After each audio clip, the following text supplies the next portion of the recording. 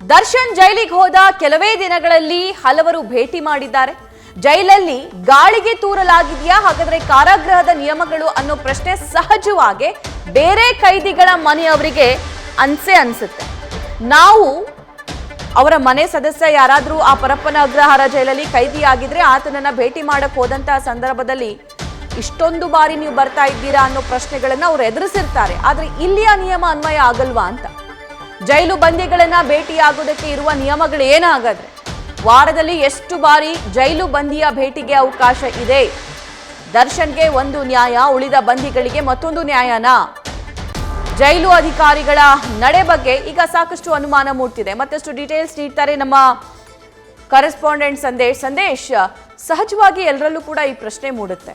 ದರ್ಶನ್ ದೊಡ್ಡ ಸೆಲೆಬ್ರಿಟಿ, ದರ್ಶನ್ರನ್ನ ಭೇಟಿ ಮಾಡೋದಕ್ಕೆ ಪ್ರತಿನಿತ್ಯ ಸ್ಟಾರ್ಸ್ಗಳು ಕೂಡ ವಿಸಿಟ್ ಮಾಡ್ತಿದ್ದಾರೆ, ಕುಟುಂಬಸ್ಥರು ವಿಸಿಟ್ ಮಾಡ್ತಿದ್ದಾರೆ, ಫ್ರೆಂಡ್ಸ್ ವಿಸಿಟ್ ಮಾಡ್ತಿದ್ದಾರೆ. ಹಾಗಾದ್ರೆ ಅವ್ರಿಗೆ ಅಷ್ಟೊಂದು ಅವಕಾಶ ಕೊಟ್ಬಿಟ್ಟು ಬೇರೆ ಕೈದಿಗಳಿಗೆ ಅವಕಾಶ ಇರಲ್ವಲ್ಲ? ಏನ್ ಹೇಳುತ್ತೆ ನಿಯಮ ಹಾಗಾದ್ರೆ?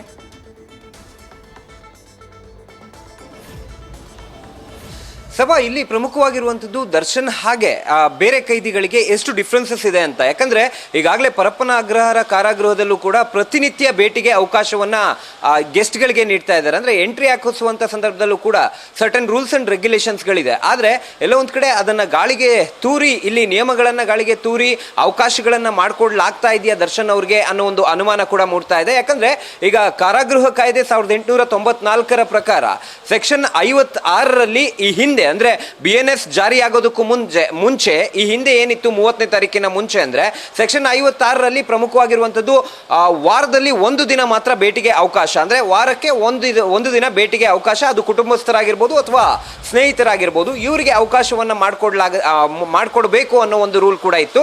ಅದರ ಜೊತೆಗೆ ಸೆಕ್ಷನ್ 57ನ ಅಡಿಯಲ್ಲಿ ಸೂಪ್ರಿಡೆಂಟ್ ವಿಶೇಷ ಅಥವಾ ಅವಶ್ಯಕ ಸಂದರ್ಭದಲ್ಲಿ ಭೇಟಿಗೆ ಅವಕಾಶವನ್ನ ಕೊಡಬಹುದು, ಆದ್ರೆ ಅದನ್ನ ಕೂಡ ರೆಕಾರ್ಡ್ ಮಾಡಬೇಕಾಗತ್ತೆ ಅನ್ನೋ ಒಂದು ರೂಲ್ ಕೂಡ ಇದೆ. ಅದರ ಜೊತೆಯಲ್ಲಿ ಈಗಾಗಲೇ ಏನು 58ನ ಪ್ರಕಾರ, ಸೆಕ್ಷನ್ 58ನ ಪ್ರಕಾರ ಪತ್ರಗಳನ್ನ ಸ್ವೀಕರಿಸೋದಕ್ಕೆ, ಜೊತೆಗೆ ಪತ್ರಗಳನ್ನ ಬರೆಯೋದಕ್ಕೆ ಎಲ್ಲಾ ರೀತಿಯ ಪರ್ಮಿಷನ್ ಕೂಡ ಇದೆ.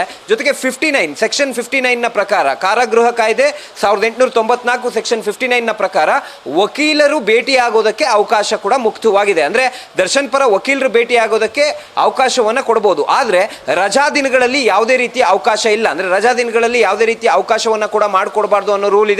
ಜೊತೆಗೆ ವಿಶೇಷ ಅಥವಾ ಏನು ಅವಶ್ಯಕ ಸಂದರ್ಭದಲ್ಲಿ ಜೈಲ್ ಸೂಪ್ರಿಡೆಂಟ್ ಅವಕಾಶವನ್ನ ಮಾಡಿಕೊಟ್ರೆ ಅದನ್ನ ರೆಕಾರ್ಡ್ ಮಾಡಬೇಕಾಗುತ್ತೆ, ಅಂದ್ರೆ ರೆಕಾರ್ಡ್ನ ಗಮನಕ್ಕೆ ತರಬೇಕಾಗತ್ತೆ ಅನ್ನೋ ಒಂದು ರೂಲ್ ಕೂಡ ಇತ್ತು. ಆದ್ರೆ ಈಗ ನೂತನ BNS ಜಾರಿ ಆಗಿರೋದ್ರಿಂದ 1ನೇ ತಾರೀಕಿನಿಂದ BNS ಜಾರಿಯಾಗಿದೆ. ನ್ಯೂಸ್ ಫಸ್ಟ್, ನಿರ್ಭೀತಿಯಿಂದ ನಿಮ್ಮ ಪರವಾಗಿ.